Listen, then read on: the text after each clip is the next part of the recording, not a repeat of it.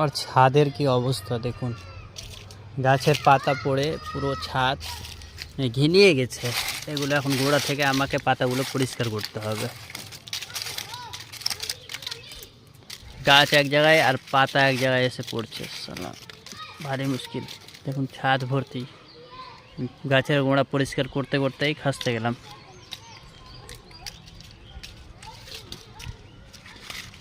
গাছের গোড়ায় পাতায় ভর্তি।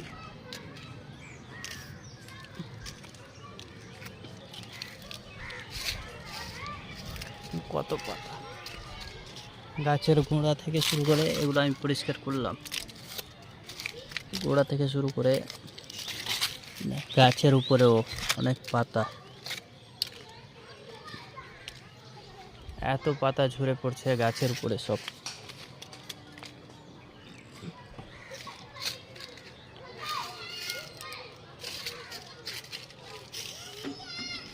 এগুলো পাতা কিন্তু গাছের পক্ষে ভালো না, জ্বালা।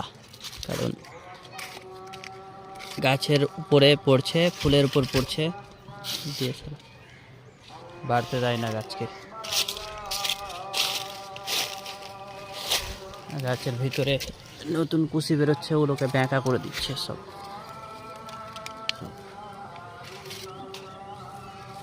আসলে গাছটা আমাদের না, বুঝতে পারছেন? গাছটা জমিনদারদের, প্রচুর জমি আছে, ওদের জমিতে মানে একটু জল ফেলতে দেবে না। আর ওদের গাছের পাতা আমাদের ছাদের উপরে।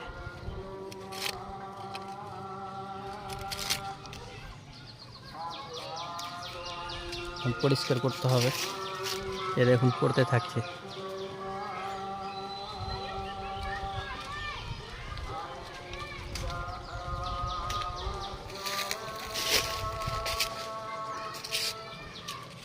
সহ্যের বাইরে এখন পাতাগুলো পরিষ্কার করা হচ্ছে।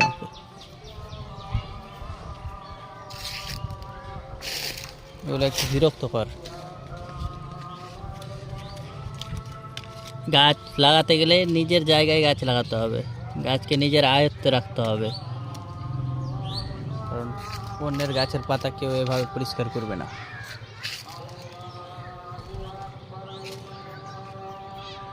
ধন্যবাদ।